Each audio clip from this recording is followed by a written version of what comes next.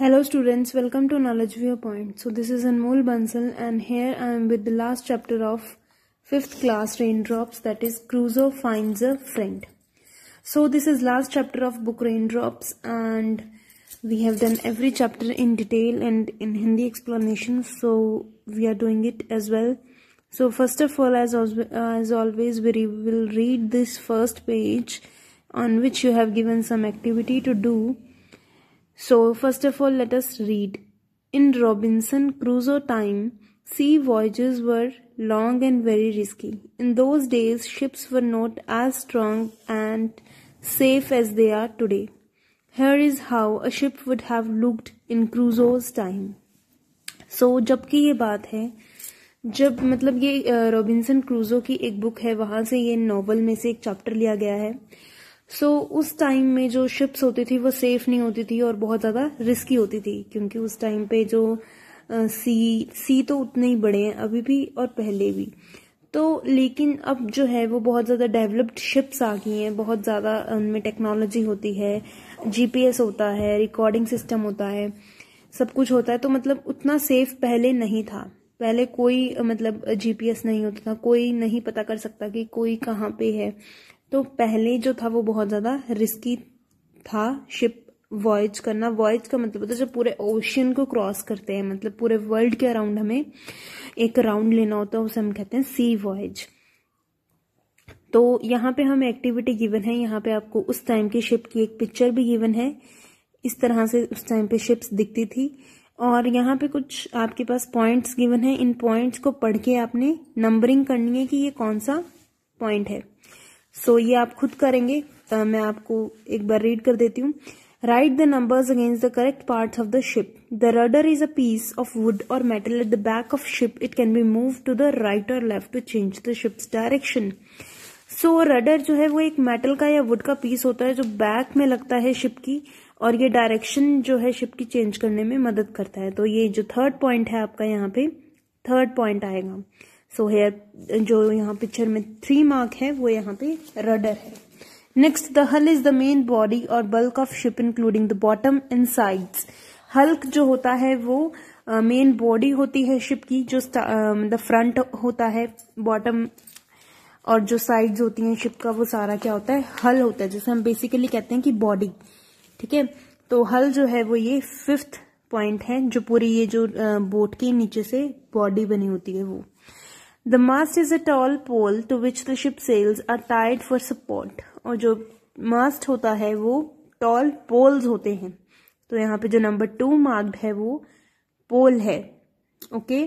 Next, the sail is a large piece of canvas which is stretched high on the ship. When the wind blows against the sail it pushes the ship forward. अब जो canvas होता है वो cloth होता है, वो कोई भी स्टफ हो सकता है, लेकिन वो क्लॉथ होता है और वो इस तरह से टायर्ड होता है ताकि जो विंड ब्लो हो उसकी वजह से शिप जो है वो आगे की तरफ मूव करे. तो यहाँ पे आपको दिख रहा होगा कि जो नंबर 1 मार्क है वो सेल है. Next, the deck is the top part of the ship. It is like a floor which is open to the air and where people can sit or walk. तो जो deck होता है वो होती है जहां पे जो व्हीकल जो भी शिप को उसको ड्राइव कर रहा है या उसको यूज कर रहा है, और जो भी लोग उसके अंदर है वो वहां पे बैठ सकते हैं, चल सकते हैं, बातें कर सकते हैं. जो फ्लोर होती है शिप की उसे हम डेक कहते हैं. Okay. This is the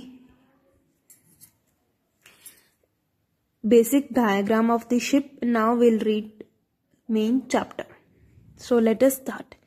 This is an extract from the book Robinson Crusoe by Daniel Defoe. Crusoe finds himself on an island after a shipwreck. He spends many years alone on the island until one day he saves the life of a local tribesman who becomes his devoted companion. Together they plan to escape from the island. तो ये एक extract है जो कि book Robinson क्रूजो से लिया गया है, और वो लिखी किसने है, डेनियल डेफो ने लिखी है. तो क्रूजो अपने आप को एक आइलैंड पे पाता है शिपरेक के बाद. शिपरेक मतलब जब वो शिप जो है वो रास्ते में जो टूट जाती है, उसका एक्सीडेंट वगैरह हो जाता है. तो उसके बाद जब वो तट पे किसी पे किनारे पे पहुंचते हैं, आइलैंड्स पे पहुंचते हैं, तो वहां पे वो खुद को एक आइलैंड पे पाता है। तो वहां पे वो बहुत सारे साल गुजारता है अकेला, लेकिन उसको एक दिन एक लोकल ट्राइब्समैन मिलता है। लोकल ट्राइब्समैन मतलब जैसे हम कहते हैं ट्राइब्समैन, जो ट्राइबल पीपल होते हैं वो मिलता है उसे, और वो उसका कंपेनियन बन जाता है, मतलब फ्रेंड बन जाता है। और together they play to escape from the island, और वो दोनों इकट्ठे मिलके उस आइलैंड से एस्केप होने का, बाहर निकलने का रास्ता ढूंढते हैं। Now section 1, I took Friday to my cave and gave him some bread, a bunch of raisins and a cup of water. तो यहाँ से हमें ये फर्स्ट सेंटेंस रीड करके पता चल रहा है कि जो ये चैप्टर का ऑथर है वो ये रॉबिन्सन क्रूजो खुद है, जो कि ये मैन है जिसका शिपरेक हुआ था कुछ साल पहले और वो आइलैंड पे अकेला रह रहा है। एंड उसको जो है एक लोकल ट्राइब्समैन मिला है, उसको वो फ्राइडे बोल रहा है। ठीक है, कि मैं फ्राइडे को अपनी केव में लेके गया, अपनी गुफा में लेके गया, और मैंने उसको कुछ ब्रेड दी, कुछ रेजिन्स दी, किशमिश दी और एक कप ऑफ वाटर दिया। फिर मैंने उससे कहा कि मतलब then I told by actions to lie down and sleep on some rice straw and blanket which I had placed there for him.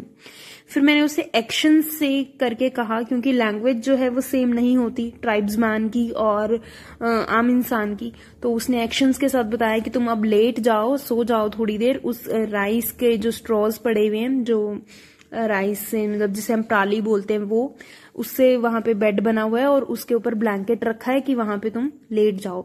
When he woke up, he looked for me and I was milking my goats. जब वो उठा तो वो मुझे ढूंढ रहा था और मैं अपनी गोट्स को मिल्क कर रहा था, मतलब उनका दूध निकाल रहा था। I let him know that his name was to be Friday, which was the day on which I saved his life. अब ट्राइब्समैन का क्या नेम है ये कौन बता सकता है, और मे बी उनका कोई नेम होता ही नहीं है, तो मैंने उसका नाम फ्राइडे रख दिया। वो वर्ड वो है जिस दिन वो मुझे मिला था, वो मुझे फ्राइडे को मिला था, तो मैंने उसका नाम ही क्या रख दिया, फ्राइडे रख दिया। और मैं उसे बताना चाहता हूँ कि उसका नाम फ्राइडे है। Taking a cup of milk I drank some of it and moistened my bread in some. अब मैंने कप मिल्क का लिया और उसमें कुछ मैंने पिया और कुछ मैंने अपनी जो ब्रेड थी उसमें मॉइस्चर की। मॉइस्चर मतलब जैसे हम बिस्किट चाय में डुबोते हैं, वैसे उन्होंने मिल्क जो है वो मिल्क में ब्रेड को मॉइस्चर किया। I give Friday a cup of milk, he did the same thing with his bread, showing by science that he thought it very good.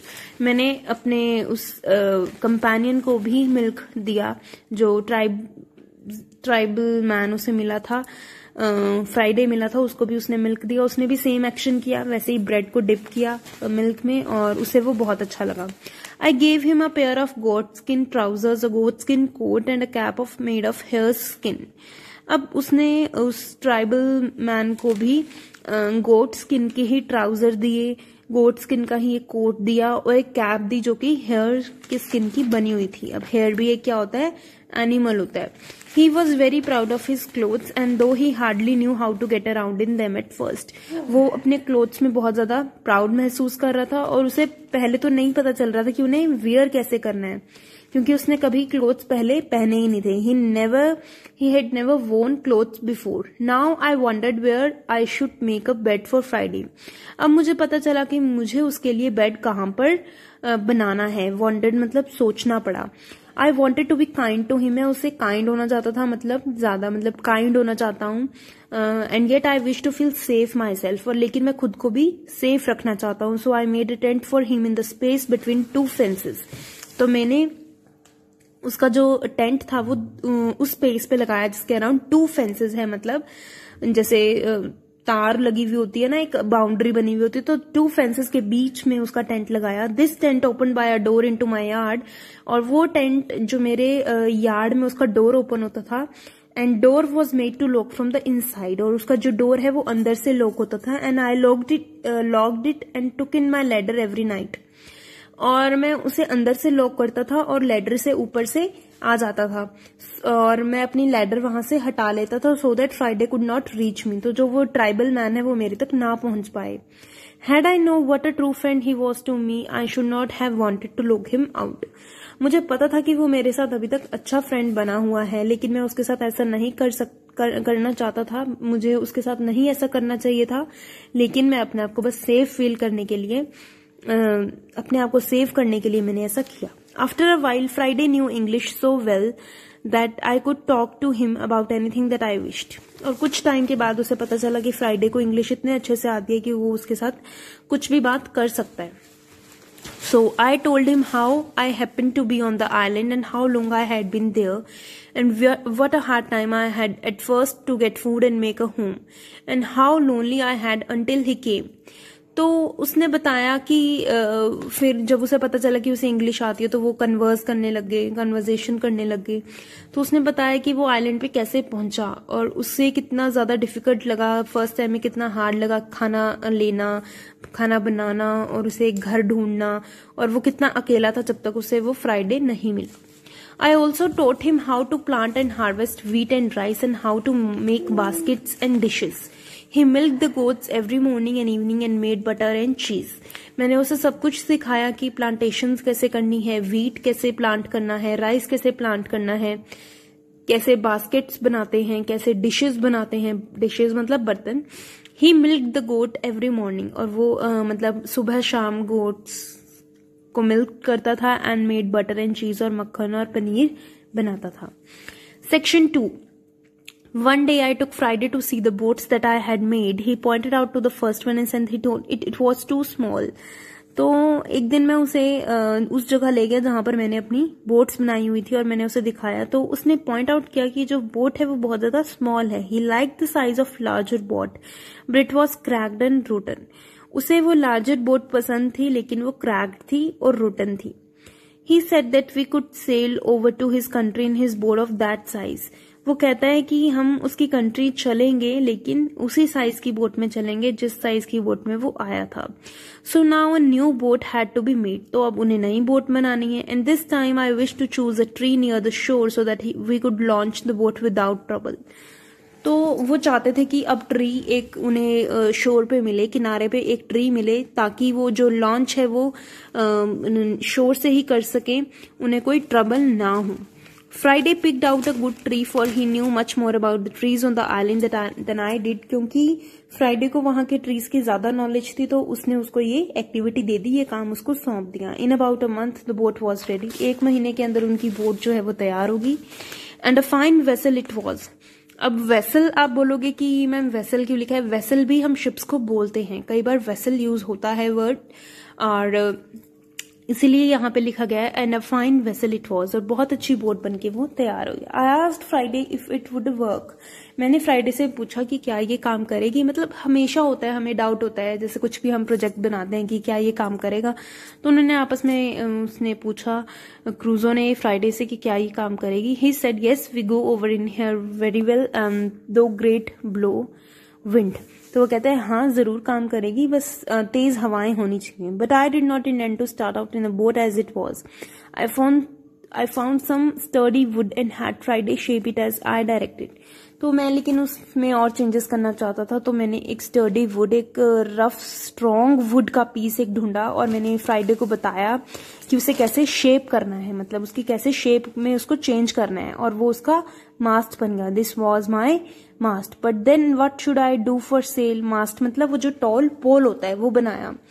फिर अब वो कहता है कि लेकिन मैं अब सेल का क्या करूं. सेल के लिए तो कैनवस की जरूरत होती है, मतलब क्लॉथ की जरूरत होती है. तो there were many pieces of old sails which I had for 26 years but they were mostly rotten. तो उसके पास 26 साल उसने उस आइलैंड पे गुजारे हैं अकेले. तो उसके पास तब के वो ओल्ड सेल्स पड़े हैं, फटे हुए कपड़े पड़े हैं, वो जो उसकी शिप पे थे. I looked them over carefully and found 2 large pieces which were quite good. और मैंने उनकी तरफ ध्यान से देखा और मुझे उसमें से 2 बड़े बड़े जो कैनवस थे वो मिले जो कि कुछ गुड कंडीशन में थे. These are sewed together. तो उसने उन 2 कपड़ों को सिला. It took 2 months to get the mast and sail ready. तो उसको 2 महीने और लग गए मास्ट को और सेल को रेडी होने में. Now my next piece of work was making of a rudder which I fastened to stern of the vessel. अब क्या कह रहा है वो कि जब अब नेक्स्ट वर्क है वो रडर क्या करता है, आपकी डायरेक्शन चेंज करने को हेल्प करता है, जो कि बैक ऑफ शिप में यूज होता है. स्टर्न मतलब जो कि एंड में लगता है वेसल के, ठीक है. तो और उसको जो है हेल्प करेगा डायरेक्शंस चेंज करने में। When the boat was all ready I taught Friday how to use the rudder, और जब बोट अच्छे से तैयार होगी तो मैंने फ्राइडे को बताया कि रडर को किस तरह से यूज करना है। बिकम अ गुड सेलर, और वो एक अच्छा सेलर बन गया। But we had to wait for good weather for it and was now fall. तो जो अब उन्हें एक अच्छे वेदर की वेट करनी है कि वेदर अच्छा होगा वो तभी वॉयज के लिए निकलेंगे। तो अभी ऑटम था, फॉल यहाँ पे मतलब है ऑटम सीजन के लिए ऑटम था। फॉलिंग सीजन होता है ना, लीव्स फेल करते हैं तो फॉल लिखा है यहाँ पे।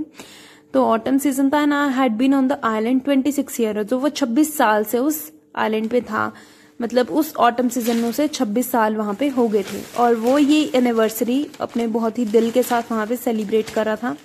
The last 3 years had been the happiest of my life here, for Friday had been a faithful and true friend to me. और जो ये 3 साल निकले हैं ये इसके अच्छे निकले हैं क्योंकि उसको फ्राइडे मिल गया था, एक कंपेनियन और एक ट्रू फ्रेंड, फेथफुल फ्रेंड मिल गया था। I had brought the boat up the creek to keep it safe from the storms, and Friday had covered it so thickly with the boughs of trees that the rain could scarcely get through at all.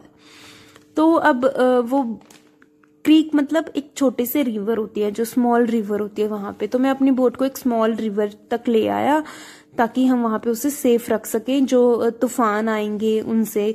और Friday जो था उसने उसको बहुत अच्छे से cover कर दिया था बोज ऑफ ट्रीज के साथ। बोज क्या होता है, जो थिक ब्रांचेस होती हैं ट्रीज की, उसके साथ उसे कवर कर दिया था ताकि जो रेन भी है वो बोट तक ना पहुंच पाए और वो सारा मास्ट और सेल को खराब ना करे। Then we waited for November and December, at which time we intended to start our voyage. तो वो वेट कर रहे थे नवंबर और दिसंबर के टाइम का कि जब वो अपनी वॉयज को स्टार्ट करेंगे।